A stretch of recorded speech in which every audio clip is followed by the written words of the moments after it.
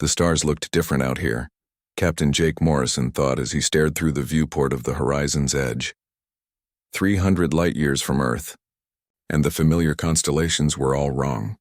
He had been exploring this sector for 6 months now, mapping systems and looking for planets suitable for human colonization.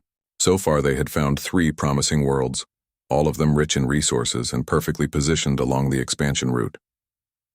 The bridge was quiet during the night shift. Only 4 crew members were present, monitoring the ship's systems as it drifted through the darkness between stars. Jake was about to head to his quarters when the sensor station came alive with urgent beeping. "Captain, we have multiple contacts dropping out of faster-than-light travel," Ensign Kevin Davis called out, his voice tight with tension. "Distance 50,000 kilometers and closing. Configuration unknown. These aren't our ships, sir." Jake was at the sensor display in 3 quick strides. The screen showed 7 vessels, each one massive compared to the horizon's edge. Their design was unlike anything in the human database. Organic curves instead of angular human engineering. Energy signatures that made their power plants look like candles compared to a furnace. "Battle stations," Jake ordered calmly, though his heart was racing. This was it. First contact with an alien species. Every captain dreamed of this moment, but nobody wanted it to happen like this, with warships appearing out of nowhere. "Send a standard friendship signal on all frequencies. And get me a tight beam communication to Fleet Command immediately." The largest of the alien vessels moved forward, separating from the formation. It was easily 3 times the size of the horizon's edge, its hull covered in what looked like crystalline structures that pulsed with an eerie blue light. For a long moment, nothing happened. Then the communication panel lit up. "They're hailing us, Captain," the communications officer said. "Audio and visual ready. Put it through." The main screen flickered, and Jake found himself staring at something that would have seemed impossible just moments ago. The alien was tall and thin, with 4 arms and skin that shimmered like polished metal. Its eyes were large and golden, and when it spoke, the words came through in perfect English, though clearly synthesized by a translation program. "Human vessel, you are in violation of Council space. You will power down your engines and prepare to be boarded for inspection." Jake kept his face neutral. "This is Captain Jake Morrison of the Earth vessel Horizon's Edge. We mean no harm. We were not aware this region was claimed territory. We're explorers seeking new worlds for peaceful colonization." The alien's expression didn't change. "Ignorance is not an excuse for violation. The Galactic Council has maintained sovereignty over this region for 7,000 years. Your species has illegally established settlements on 14 worlds within our borders. This aggression will not be tolerated." "Aggression?" Jake felt his temper flare but kept his voice level. "We've been expanding into what we believed was unclaimed space.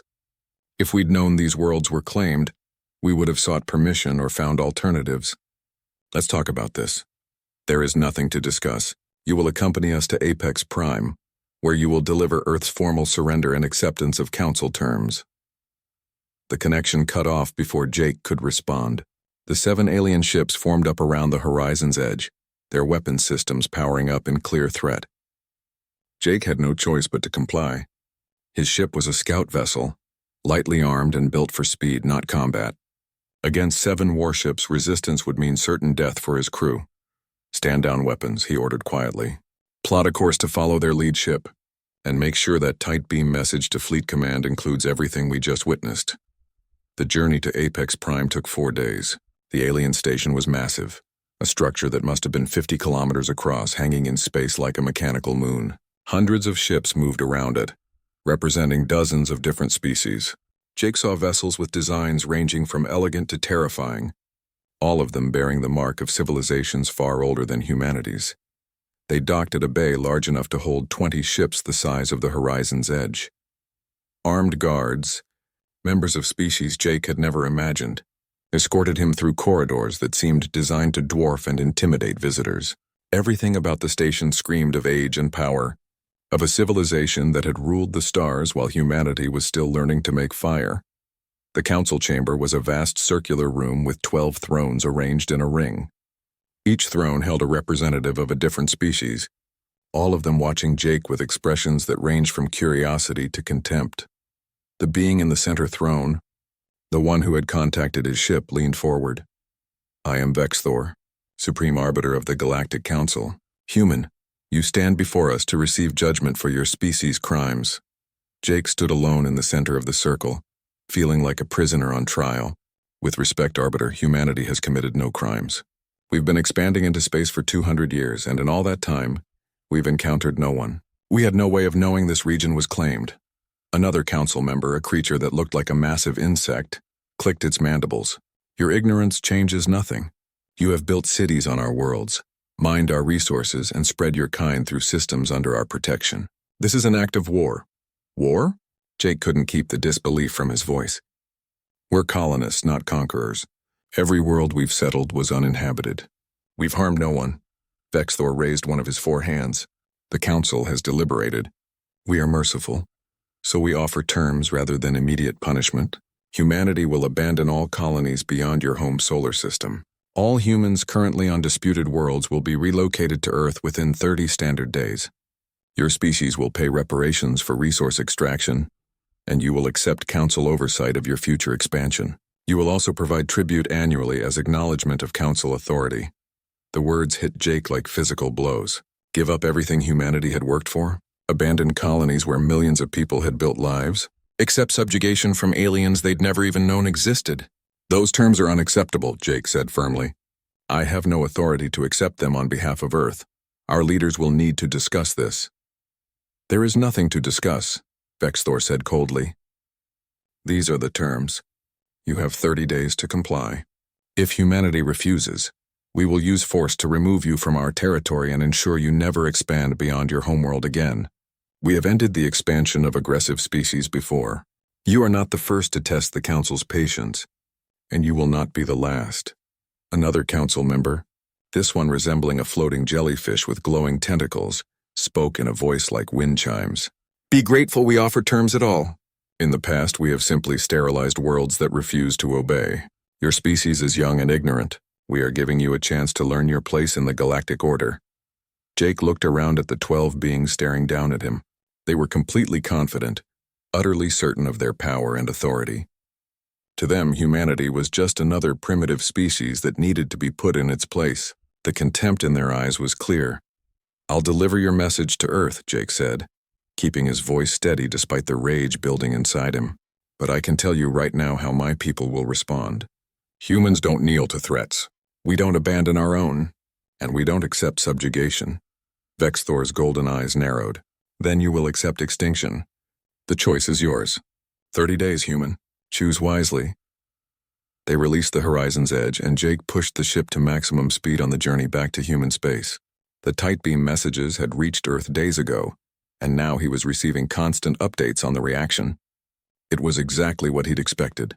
Chaos, anger, and frantic preparation. Admiral Claire Bennett was waiting when he docked at Titan Station, humanity's largest military base in the outer solar system. She was a veteran of the resource wars, a woman who had spent 40 years building Earth's defense fleet into something formidable. Her gray hair was pulled back severely and her face was lined with stress, but her eyes were sharp and determined. Captain Morrison, she said as soon as he stepped off his ship. Walk with me. We don't have much time. They moved through the station's corridors while she brought him up to speed. Earth's governments had been meeting non-stop since receiving the first message. The debate was fierce. Some politicians wanted to negotiate to find some compromise that would avoid conflict. Others wanted to fight, unwilling to surrender humanity's freedom to alien overlords. The public reaction was even more intense. Protests filled the streets of every major city, with people demanding that the government not back down. What about the colonies? Jake asked. Have we contacted them? Every single one has responded, Claire said, and there was pride in her voice. Not one governor wants to evacuate. Not one citizen wants to leave. They're volunteering for defense militias by the millions. New Terra alone has 3 million people ready to fight. They entered a secure briefing room where holographic displays showed the entire human territory, 14 colony worlds, dozens of mining. The council chamber on Apex Prime hummed with the translated voices of 12 different species, all discussing the human problem. Vexthor watched his fellow council members with growing impatience. 3 weeks had passed since the ultimatum, and the humans had not responded with acceptance. Instead, they had gone silent, their diplomatic channels offering only vague promises of considering the terms, while their ships continued normal operations as if nothing had changed. "They are stalling," Cal then said, his crystalline form pulsing with irritation. The Cal species had been warriors for 10,000 years before joining the Council, and they had little patience for defiance. "We should have sent the fleet immediately. Every day we wait, these primitives grow more confident in their foolish resistance." The floating jellyfish-like being, called Soranex, drifted in a gentle circle. "Perhaps we have been too harsh. The humans genuinely did not know these territories were claimed.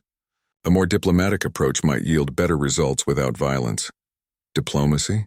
Calthan's voice was harsh. "They occupy 14 worlds that belong to Council members. They have extracted resources worth billions, and now they ignore our ultimatum. This is not a diplomatic situation. This is a species that needs to be taught the consequences of defying the Council." Vexathor raised a hand for silence. "We have reviewed the intelligence reports on humanity. They are a young species, barely 200 years into space travel. Their technology is crude. Their ships slow by our standards, and their weapon systems are primitive projectile weapons and early energy systems. They have approximately 200 military vessels, none larger than a medium cruiser by our classifications." He brought up holographic displays showing human ships. The Council members studied them with expressions of disdain. The human vessels were blocky, utilitarian designs that looked like they had been built more for function than elegance. Their propulsion systems were basic fusion drives, and their faster-than-light technology was an inefficient hyperdrive system that took hours to traverse. Distances Council ships covered in minutes. "They are aggressive by nature," another Council member added, a being called Thexara, whose species resembled a six-legged lizard. "Our analysts have reviewed their history. They are constantly at war with themselves. Violence is their first response to conflict. This makes them dangerous despite their primitive technology." "Dangerous?" Calthan's laugh was like breaking glass. "They are insects compared to us. The Council has existed for 50,000 years. We have technologies they cannot imagine. We have weapons that can crack planets. What are they going to do, throw rocks at our ships?" Vexthor studied the data carefully. The human homeworld, Earth, had a population of 15 billion. Their colonies held another 8 million spread across 14 worlds. Total human population, approximately 15 billion. By comparison, the Council's combined population was over 3 trillion. The humans were outnumbered, outgunned, and completely outmatched in every measurable way.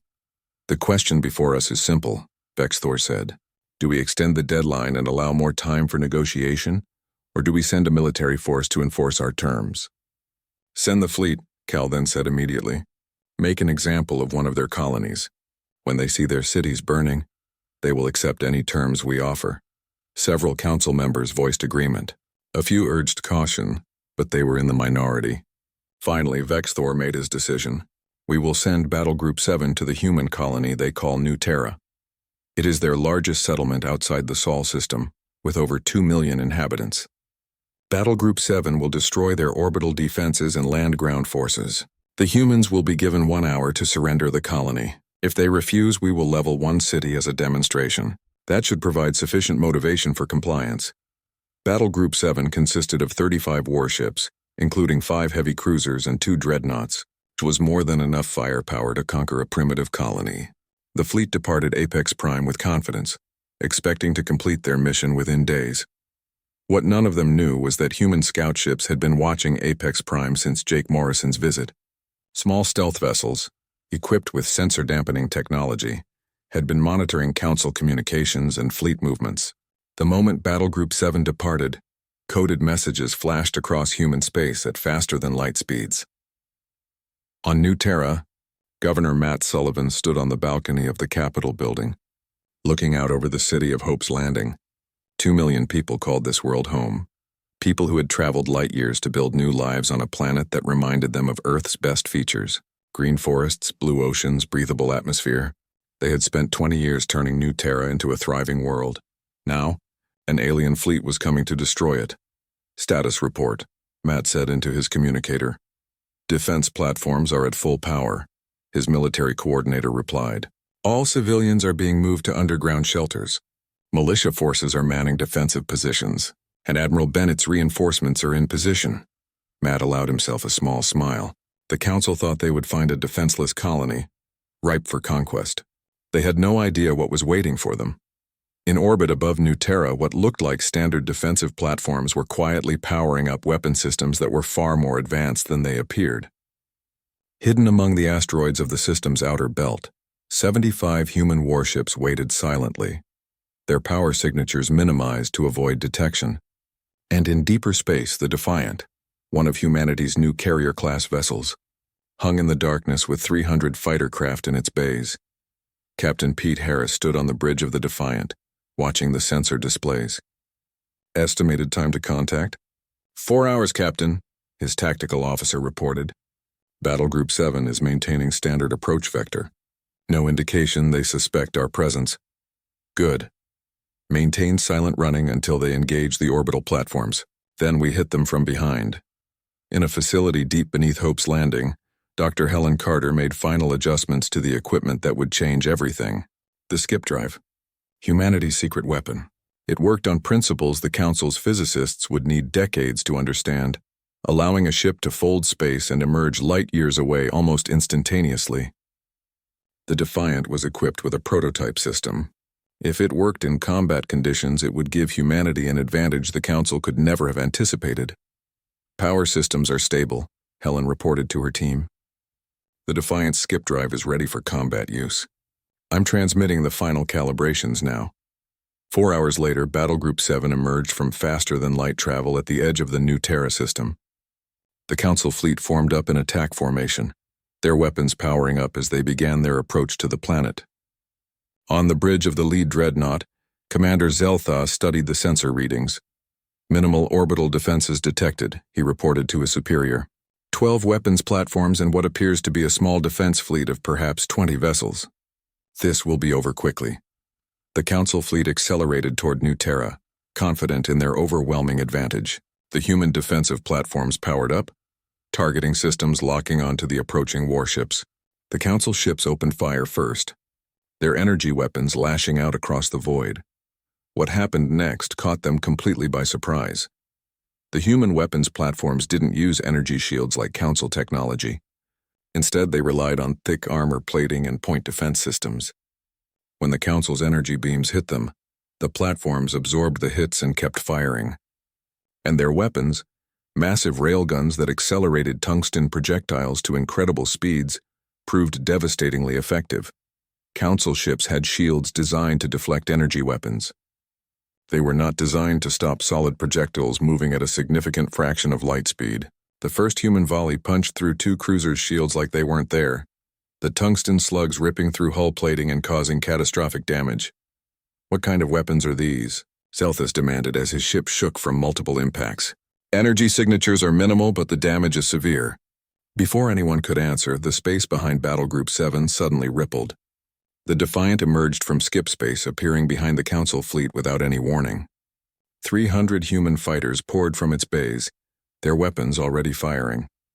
The Council fleet found itself caught between the orbital platforms in front and the carrier battle group behind. Missile swarms filled the space between ships, thousands of warheads overwhelming point defense systems. Human fighters, smaller and more maneuverable than Council craft, darted through the chaos, targeting vulnerable engine sections and weapon arrays. Captain Pete Harris watched the battle unfold on his tactical display. Target the dreadnoughts. I want those big ships out of action before they can organize a counterattack. The Defiant's main guns, massive railgun batteries that ran the length of the ship, spoke with thunder that was silent in the vacuum. Tungsten projectiles the size of cars slammed into the nearest dreadnought, punching through its shields and armor. Secondary explosions rippled across its hull as internal systems failed. The news of humanity's victory at New Terra spread through human space like wildfire. Every station, every colony, every ship received the message within hours. Earth's network showed the battle footage on endless repeat, images of alien warships burning against the stars while human defenders stood firm. The public reaction was electric. In the streets of New York, Tokyo, London, and Mumbai, millions gathered to celebrate. But there was no illusion of easy victory. Everyone understood that the Council would respond with overwhelming force. The real war was just beginning. Admiral Claire Bennett stood in the command center at Titan Station, surrounded by holographic displays showing the entire human military situation. Officers moved efficiently around her, coordinating the largest mobilization in human history. She had waited 20 years for this moment, and now everything depended on perfect execution. Status of the shipyards? She asked her chief of staff. Commander Nina Brooks pulled up production reports. All hidden facilities are now operating at full capacity. Luna Yards Alpha through Delta are producing destroyers. Mars Orbital Construction has 12 battleships in final assembly. The asteroid belt facilities are finishing carrier conversions on civilian hulls, and the outer system yards are working on our new skip drive capital ships. Claire studied the numbers with satisfaction. For 2 decades, humanity had been building ships in secret. Official military budgets showed funding for 200 vessels. What they didn't show was the network of hidden construction facilities scattered throughout the solar system. Places where civilian engineers and military designers had worked together to create a fleet that could stand against anything the galaxy could throw at them. Current operational strength? As of this morning, we have 2,400 combat-ready vessels. By the end of the week, we'll have 3,000. Crew training is accelerated but adequate. Most of our personnel are veterans of the resource wars or simulation trained for exactly this scenario. 3,000 ships. The Council thought humanity had 200. The surprise would be devastating. What about the skip drive program?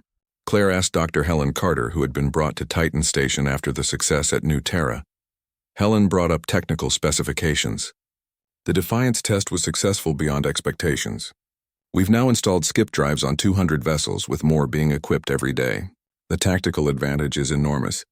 We can coordinate simultaneous strikes across light years of space, appear behind enemy formations without warning, and retreat instantly if needed. The Council has nothing that can match this capability. What about their numbers? Commander Ryan Blake, Claire's tactical officer, asked the question everyone was thinking. Intelligence suggests the Council can field at least 10,000 warships. Even with our advantages, those are daunting odds. Claire's expression was grim but determined. Numbers aren't everything. The Council fleet is spread across hundreds of systems protecting their territory. They can't bring everything to bear at once. More importantly, they've been at peace for centuries. Their crews are inexperienced, their tactics outdated. They've forgotten how to fight a real war. She brought up a star map showing Council space and human territory. We're not going to wait for them to come to us. We're going to take the fight to them. Captain Danny Wright's Stealth Reconnaissance Wing has been mapping Council positions for weeks. We know where their fortress worlds are, where their shipyards are located, and where their fleets are gathering. Ryan leaned forward, studying the map. You're planning an offensive? I'm planning 12 simultaneous offensives, Claire said. One against each Council homeworld. We'll use the skip drive to coordinate attacks that hit them all at the same time, force them to defend everywhere at once, split their forces, and destroy their ability to project power. The audacity of the plan was breathtaking. The Council expected humanity to defend its colonies desperately. Instead, Claire was proposing to attack the heart of Council civilization itself. The Council has ruled for 50,000 years, she continued. They're arrogant, certain of their superiority. They think this war will be over in weeks. We're going to use that arrogance against them. They'll gather their fleets at staging points. Prepare for a grand invasion of human space, and while they're doing that, we'll skip past their defenses and hit their homeworlds directly. Across human space, the mobilization accelerated. On Mars, the military academies graduated entire classes early, sending young officers straight to ship assignments. On Luna, the massive underground factories that had been secretly building weapons for decades now ran at full capacity. Their existence finally revealed to a public that responded with pride rather than shock. The civilian response was overwhelming. Cargo ships volunteered to be converted into troop transports. Mining vessels became ammunition haulers. Even luxury liners were refitted with weapons and sent to support the fleet. Every human seemed determined to contribute in some way. Major Chris Johnson stood in the cargo bay of a transport ship, watching his Marines prepare for deployment. They were the first wave of ground forces, trained for ship-to-ship boarding actions and planetary assault. Each one understood that they might be facing combat against species humanity had never encountered, using tactics that had never been tested. "Listen up," Chris called out, his voice carrying across the bay. "You've all seen the briefings. The Council thinks we're primitives. They think our tech is crude and our people are savages. They expect us to roll over and surrender, or to die quickly when we resist. He paused, letting his eyes sweep across the assembled Marines. We're going to show them what humans do when someone threatens our home. We're going to show them that we don't care how old their civilization is or how many species they've conquered. When you threaten humanity, you get fury in return. When you demand our surrender, you get war. Are you ready? The roar of approval from 300 Marines echoed through the bay. On Earth, Ambassador Lisa Grant stood before the United Nations Assembly, addressing representatives from every nation. The old divisions that had plagued humanity for centuries seemed meaningless now. Chinese and American delegates sat side by side. Russian and European representatives worked together on logistics. African and South American nations contributed resources without hesitation. The threat from the stars had done what centuries of diplomacy never could. It had unified humanity completely. The Council's ultimatum was rejected, Lisa said firmly. We will not abandon our colonies. We will not pay tribute to alien overlords. We will not accept subjugation. Humanity stands together and we stand ready to defend our freedom. The vote was unanimous. Every nation, every government, every faction supported the decision to fight. Earth's 15 billion people were united in a way they had never been before. At the fighter base on Titan, Lieutenant Amy Rodriguez ran final checks on her interceptor. She was squadron leader for the carrier battle group that would strike at one of the Council homeworlds. Her fighter was small, fast, and packed with enough firepower to threaten ships 100 times its size. The missiles under her wings could track targets through evasive maneuvers, and her railgun could punch through armor plating at close range. All pilots report ready, her wing commander said over the communication channel. We launch in 6 hours. Target is the Cal homeworld. Intelligence suggests they'll have significant defenses, but the skip drive will put us in orbit before they can organize a response. Amy thought about what they were about to do. Attack an alien homeworld. Strike at the heart of a civilization that had existed for thousands of years. It should have felt wrong, but she remembered the Council's ultimatum. They had demanded humanity surrender, threatened to destroy their colonies, spoken of humans like they were nothing more than pests to be exterminated. They wanted a war, she muttered to herself. They're going to get one. In the asteroid belt, Engineering Chief Nina Brooks watched as the last carriers finished their conversions. 20 massive civilian cargo haulers had been transformed into warships, their holds now filled with fighters and Marines instead of ore and supplies. It wasn't elegant work, but it was effective. Each converted carrier added hundreds of combat craft to humanity's strength. How many fighters do we have operational? Her assistant asked. Nina checked her data pad. 12,000 across all carriers, plus another 8,000 operating from planetary bases. The Council's never fought an enemy that uses strike craft this way. Their tactics are all about capital ship engagements. When we swarm them with fighters, they won't know how to respond. As the week progressed, Captain Pete Harris and the Defiant received new orders. They would lead one of the 12 strike forces, targeting a Council fortress world. He stood on the bridge, watching as more ships joined his battle group. Destroyers, cruisers, battleships, all of them equipped with skip drives and weapons designed to counter Council technology. Sir, we're receiving final crew assignments, his executive officer reported. We'll have full complement by tomorrow. 500 combat personnel, 200 support staff, and 300 pilots for the fighter wing. Pete looked at the growing fleet on his tactical display. Each ship. The fleet assembly at Titan Station was a sight that would have been unimaginable just months ago. Captain Jake Morrison stood on the observation deck, watching as ship after ship moved into formation. Destroyers, cruisers, battleships, carriers, and support vessels. All of them bearing the insignia of Earth's United Defense Fleet. The smaller ships moved with practiced precision, while the massive carriers and battleships maneuvered like mountains learning to dance. It's beautiful, isn't it? Vice Admiral Greg Palmer said, joining Jake at the viewport. Greg commanded the Second Fleet, one of the 12 battle groups being assembled for the strike. He was an older man, gray-haired and weathered, with 40 years of military service behind him. It's terrifying, Jake replied honestly. A month ago, the Council thought we had 200 ships. Now we're looking at over 3,000. When they realize what we've been hiding, they're going to understand that we were never the primitives they thought we were. Greg smiled grimly. That's the point. We let them think we were weak, unprepared, easy prey. We let them underestimate us while we built this fleet in secret. Admiral Bennett played them perfectly. Below them, the flagship of Jake's battle group was moving into position. The Liberty, a new battleship class designed specifically for this war, stretched nearly 2 kilometers from bow to stern. Its hull bristled with railgun batteries, missile launch tubes, and point defense systems.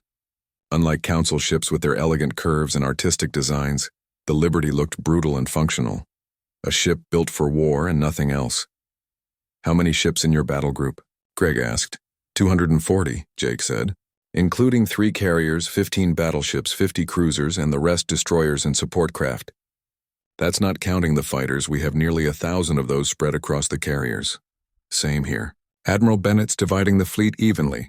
Each battle group has the firepower to take on whatever defenses the Council has around their homeworlds.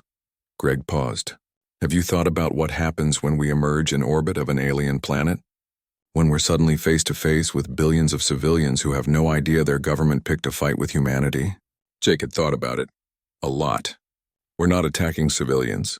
Our targets are military installations, orbital defenses, and fleet assets. The ground stays untouched unless they force our hand. This is about proving we can strike them anywhere, not about revenge. Good man, Greg said. A lot of people are angry about the Council's ultimatum. I needed to know you understand this isn't about hatred. It's about survival and freedom. On the far side of the station, Commander Olivia Stone worked in the intelligence center, coordinating information from the reconnaissance teams that had been operating in Council space. Her screens showed real-time data from dozens of stealth ships that had infiltrated Council systems over the past weeks. Captain Wright's wing is reporting in, her assistant said. They've completed mapping runs on all 12 target systems. We have full intelligence on orbital defenses, fleet positions, and civilian population centers. Olivia pulled up the data, studying it carefully. The Council homeworlds varied dramatically. Some were fortress worlds with massive defense platforms and permanent fleet stations. Others relied more on shield systems and planetary defenses. Each battle group would face different challenges. What's the status on the Council's fleet assembly? She asked. They're still gathering at their staging points. Current estimate is 8,000 warships across 4 major concentrations. They appear to be planning a coordinated assault on human space within the next 72 hours. Olivia smiled coldly. The Council was gathering all their strength for a grand invasion, completely unaware that humanity was about to skip past their assembled forces and hit their homeworlds directly. By the time they realized what was happening, it would be too late to defend. Captain Danny Wright piloted his stealth reconnaissance ship through the outer system of the Cal homeworld, his sensors passive and his ship's profile minimized to almost nothing. He had been doing this kind of work for 3 weeks now, mapping every defense installation, every ship movement, every patrol route. The intelligence he gathered would save human lives when the assault began. Mark III orbital platforms at coordinates sent to your display, his sensor officer whispered, as if the enemy could somehow hear them across the vacuum. Heavy weapons configuration. Looks like particle beam emitters and missile batteries. Danny logged the data. That brings the total to 18 platforms. More than intelligence estimated. Transmit the update to Titan Station. His ship drifted silently past a Cal patrol vessel, close enough that Danny could see the alien crew through the viewports. They had no idea a human ship was watching them. No idea that their world was about to become a battlefield. Part of him felt sorry for them. They were soldiers following orders just like him, but they served a government that had threatened to destroy humanity, and that made them the enemy. Back at Titan Station, Admiral Claire Bennett reviewed the final attack plans in her private office. Holographic displays surrounded her, showing the positions of all 12 battle groups and their targets. Everything was ready. 3,000 ships, 50,000 crew members, all of them prepared to execute the most ambitious military operation in human history. Admiral, you have a priority communication from Earth, her aide said.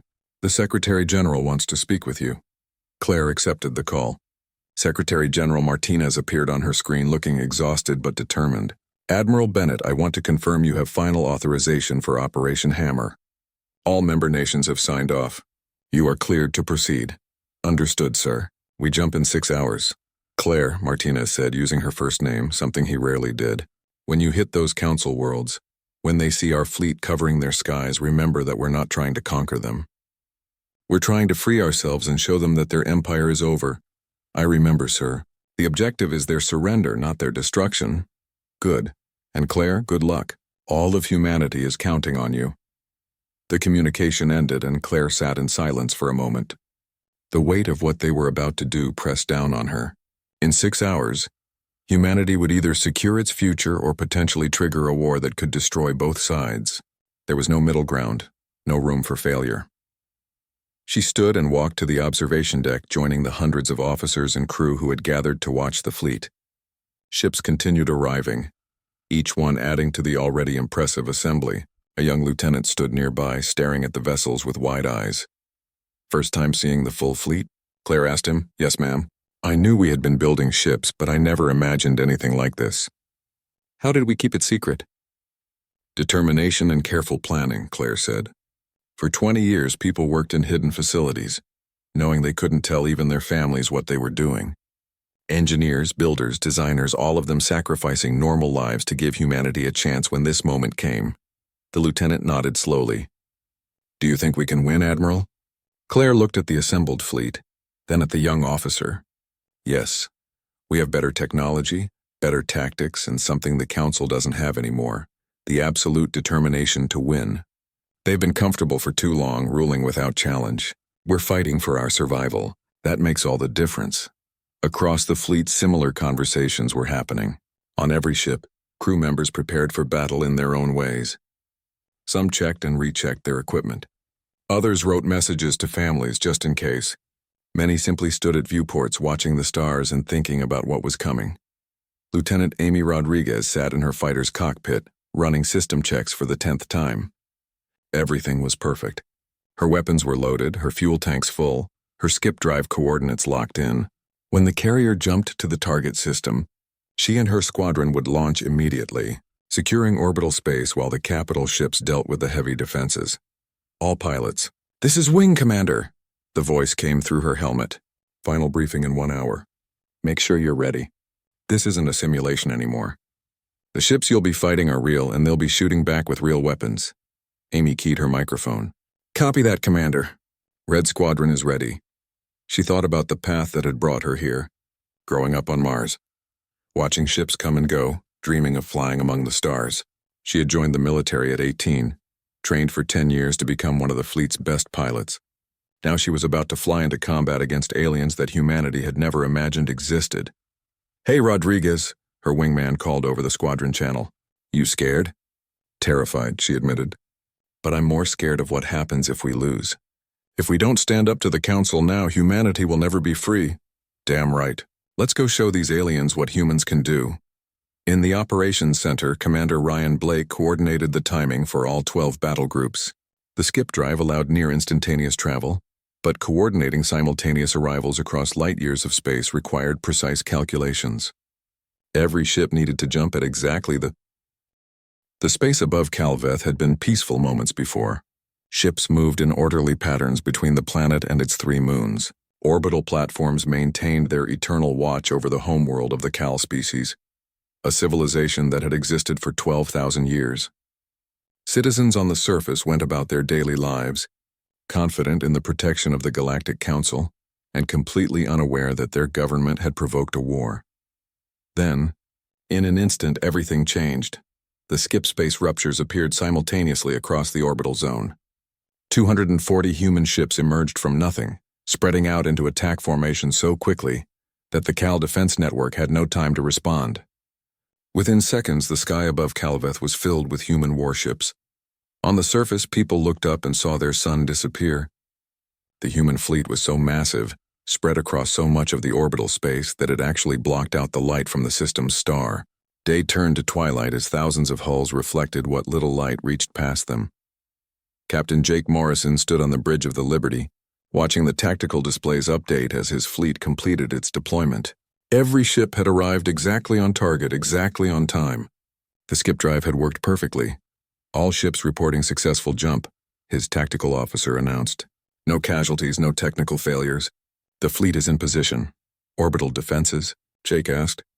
18 weapons platforms detected, matching our intelligence reports. They're powering up weapons now, but they're clearly stunned. We caught them completely by surprise. Jake watched the Cal platforms on his display. They were impressive pieces of engineering, each one bristling with weapons and protected by powerful shields. But they were designed to handle threats that approached from deep space, not fleets that appeared directly in orbit with no warning. "Broadcast the message to all Cal military forces," Jake ordered. The communications officer activated the transmission. Jake's voice went out on all frequencies, in the Cal language thanks to the translation software they had developed. "From captured Council data, this is Captain Jake Morrison of the Earth United Defense Fleet. We are now in control of the orbital space above your homeworld. Power down your weapons platforms and order your ships to stand down. We do not wish to cause civilian casualties, but we will defend ourselves if attacked. You have 5 minutes to comply." On the surface, Calveth's military command center erupted into chaos. General Caxton, commander of the Homeworld Defense Force, stared at his screens in disbelief. How had human ships appeared in orbit with no warning? Where had they come from? How many were there? "Get me a count of enemy vessels," he ordered his staff. "Sir, we're detecting at least 200 warships, possibly more. Multiple carrier-class vessels with what appears to be hundreds of fighter craft. The orbital defense grid is requesting permission to engage." Cax then looked at the tactical display showing human ships surrounding his world. They had positioned themselves perfectly, with overlapping fields of fire that would make any counterattack suicidal. Worse, they had done something his people thought impossible. They had jumped directly into orbit, bypassing all the deep space warning systems. "Do not engage," he said, the words bitter in his mouth. "If we fire first, they'll destroy the platforms and probably take out our orbital stations as well. Get me a communication link to Council Command. They need to know what's happening here." But Council Command already knew, or rather they were learning, as similar scenes played out across 11 other Council homeworlds. On Apex Prime, Vexthor received the first reports with disbelief that quickly turned to horror. Humans had appeared in orbit of Calveth. Humans had appeared in orbit of Thexara Prime. Humans had appeared in orbit of Soranex. Report after report came in, each one worse than the last. All 12 Council homeworlds were under siege simultaneously. "How is this possible?" he demanded. "Our fleets were positioned to invade human space. How did they get past our defenses to strike our homeworlds?" One of his military advisors brought up tactical data. "They use some kind of advanced drive technology we've never seen before. They appeared directly in orbit with no transition time, no warning. Our sensors detected nothing until they were already in position." Calthen's crystalline form pulsed with rage and fear. "Human primitives couldn't develop such technology. They've had spaceflight for only 200 years. Apparently we underestimated them significantly," Soranex said quietly. The floating being's usually calm demeanor was shattered. "They've been preparing for this. The small fleet we thought they had was a deception. They've been building in secret, developing weapons and technology while appearing weak." Vexthor forced himself to think clearly despite the panic. "Status of our assembled fleets? 4 major concentrations totaling 8,000 warships, all positioned to invade human space. None of them are in position to defend the homeworlds. It would take days to redeploy them, and by then the humans will have dictated the outcome," Vexthor finished. He looked at the displays showing human fleets surrounding each Council homeworld. The symbolism was devastating. The Council had ruled for 50,000 years, and now primitive humans had their weapons pointed at the heart of Council civilization. "We need to negotiate," Soranex said. "We started this conflict based on arrogance and false assumptions. Now we must end it before billions die." Back above Calveth, the 5-minute deadline expired. The Cal weapons platforms had not powered down.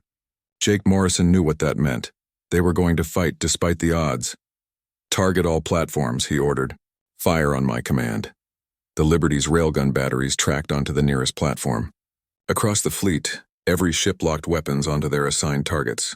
The Cal defenders had courage, Jake had to give them that. But courage wasn't enough against overwhelming firepower. All ships fire. Space filled with projectiles and missiles. The human fleet unleashed a coordinated volley that struck all 18 platforms simultaneously. The Cal shields held for perhaps 3 seconds against the onslaught, then failed catastrophically. Tungsten slugs moving at relativistic speeds punched through armor plating like it wasn't there. Missiles overwhelmed point defenses and detonated against vulnerable systems. In less than 30 seconds, all 18 platforms were either destroyed or crippled beyond repair. The Cal orbital defenses built over centuries were gone. Broadcast a message to the surface, Jake ordered. Tell them we're moving to the next phase. His communications officer transmitted the message.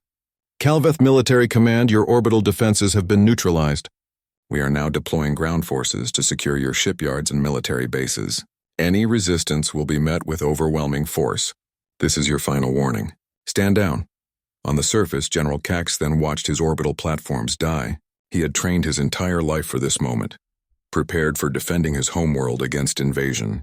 But all his training had assumed the enemy would approach from deep space, giving hours or days of warning.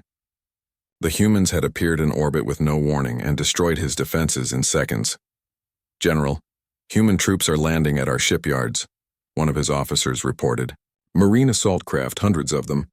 They're using some kind of rapid insertion pods that our ground defenses can't track. Cax then made his decision. Order all forces to stand down. Do not engage the humans. We cannot win this battle, and I will not sacrifice millions of lives in a futile gesture. It was the hardest order he had ever given, but it was the right one. His people would survive to see another day, even if they had to live with the shame of surrender. Major Chris Johnson's assault pod slammed into the ground outside the main Cal shipyard with bone-jarring force. The armored sides blew away and he led his Marines out at a run, weapons ready. The shipyard was massive, with half-completed warships in various stages of construction. Each one represented years of work and billions in resources. Secure the perimeter, Chris ordered. Non-lethal force unless fired upon. Remember, we're here to prevent them from building more ships, not to slaughter workers. His Marines spread out with practiced efficiency. They encountered Cal workers and security personnel, but true to General Cax then's order, none of them resisted. Within an hour, the shipyard was under human control. Similar operations were happening at military bases across the planet. Admiral Claire Bennett watched the tactical displays from Titan Station, monitoring all 12 simultaneous operations. Every battle group was reporting success. The Council homeworlds were surrounded, their orbital defenses neutralized, their military installations secured. The operation had gone exactly as planned. Admiral, we're receiving a communication request from Apex Prime, her communications officer said. It's Vexthor, the Supreme Arbiter. He wants to negotiate. Claire allowed herself a small smile. Put him through. Vexthor appeared on the screen, and for the first time Claire saw fear in his alien features. His forearms trembled slightly, and his golden eyes were wide with something that might have been shock. Admiral Bennett, I am authorized to discuss terms of ceasefire.